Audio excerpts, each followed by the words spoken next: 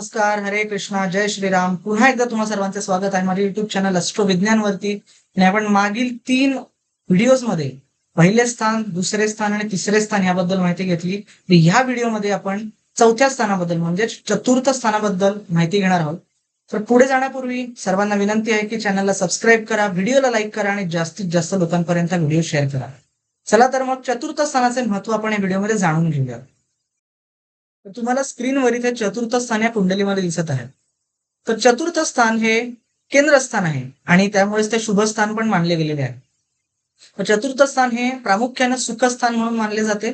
तर सुखस्थान म्हणजे एखाद्या व्यक्तीच्या आयुष्यात येणारे सुख, त्याला सुख उपभोगण्याचे मिळणारे साधनं, त्यानंतरच सुख उपभोगण्याची प्रवृत्ती, त्यासोबतच त्याला लाभणारी मनशांती, समाधान, हे सर्व सुखस्थानावरनं म्हणजेच चतुर्थ स्थानावरनं समजतं.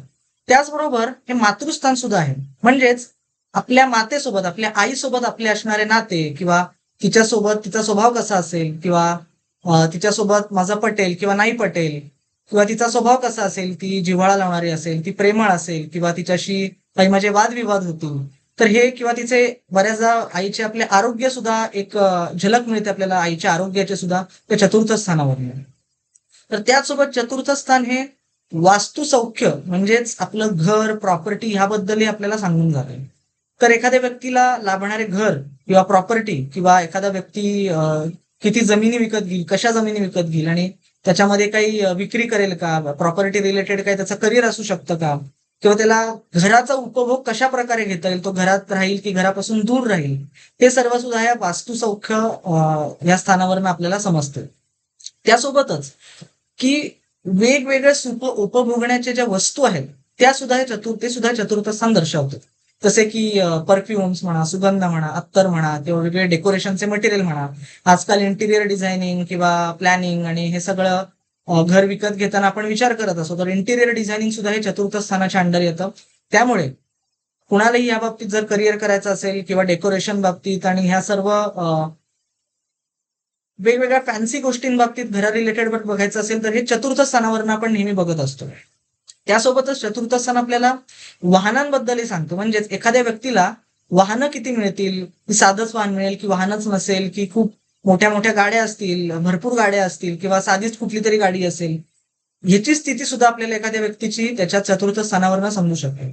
त्याचसोबत एखाद्या व्यक्तीचा शिक्षणाचा अंदाज सुद्धा या चतुर्थ स्थानावरून आपल्याला लावता येतो.